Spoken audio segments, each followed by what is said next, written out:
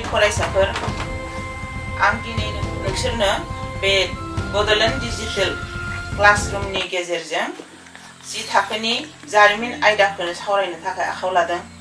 दिनैनि सावरायनो लानाय आयदाया जाहैबाय रायजोनि मेल। नोंसोरथ' नुखादों, नोंसिनि फरा बिजाबावनो दंखायो रायजोनि मेल। रायजोनि मेला आबादारि बिग्रायनायखौ माबायदियै दैदेनदोंमोन बे आयदानि सोमोन्दैनो जों दिनै सावरायगोन। बिनि सोंनाया मेट्रिक आनजादावबो फैयो दै। मालाबा जोङो नुयो जे मेट्रिक आनजादाव बे रायजो मेलनि जिथु सोंथि, बे सोंथि ओरैबायदि होयो, आसामाव 19 जौथायाव जानाय आबादारि बिग्रायनायाव रायजोनि मेलनि गोनांथिखौ सावराय। बेबायदि सोंनाय जों नुनो मोनो। अब्ला गोसोआव ला, नोंसिनि बिजाबफोरावनो दंखायो, थेवब्लाबो जों सुंद'यै सावरायलांनो आखायाव लादों।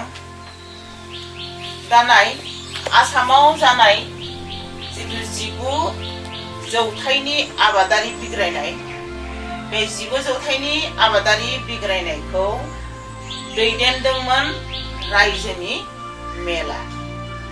बे रायजोनि मेला जेबो राजखान्थियारि आफाद नङामोन, थेवब्लाबो आबादारि आरो रायजोफोरखौ राजखान्थियारि सांग्रांथि लाबोनायाव बे रायजोनि मेला मदद खालामदोंमोन। दा बे रायजोनि मेलखौ सोर दैदेनदोंमोन नायजों गावबुरा, दले आरो गसाइ, बैसोर समाजनि इसे गोरों गोरा थाखोनि सुबुंफोरा दैदेनदोंमोन। बे मेलफोरा गामि पन्चायतनि बादि मोनसे गामियावल' बेंखनना नङामोन। दा जोंनि गामि पन्चायतफोरा मोनसे गामिनि बेन्दोङाव थायो, नाथाय बे जिथु रायजोनि मेल, बे रायजोनि मेला मोनसे गामियावल' बेंखनना थायाखैमोन। बे खाथि खालायाव थानाय गासै गामिफोरखौनो ज' लानानै बे मेला दाजादों। हारि हारिसा सायख'आबालासिनो गासैबो रायजोनि मेलाव बाहागो लानो हादोंमोन। बेयाव रायजोनि मेलाव रावखौबो हारि बासिख'नाय गैयामोन। गासै हारिनि मानसियानो बेयाव बाहागो लानो हादोंमोन। गासै रायजोआनो ज' जालायनानै बे रायजोनि मेलाव बाहागो लाफानो हादोंमोन।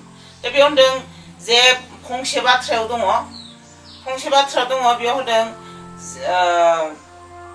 रायजोआनो राजा, गियास्थियानो गंगा। बे बाथ्राखौ बे रायजोनि मेला मा खालामदोंमोन? गनायदोंमोन बा मदद खालामदोंमोन। रायजोआनो राजा आरो मा होनना बुंदों? गियास्थियानो गंगा। बे बाथ्राखौ मा खालामदोंमोन? नैबे रायजोनि मेला फोथायदोंमोन। दा जेरैहाय जोङो जोंनि फोरजा खान्थिनि खुंथाय राहायावबो रायजोआनो राजा, बे बाथ्राया गनायजायोना गनायजाया? मानो होनना बुङोबा जों रायजो राजाया सायख'ना हरनाय थान्दैफोरासो थांनानै जोंखौ बेंहैयो नालाय।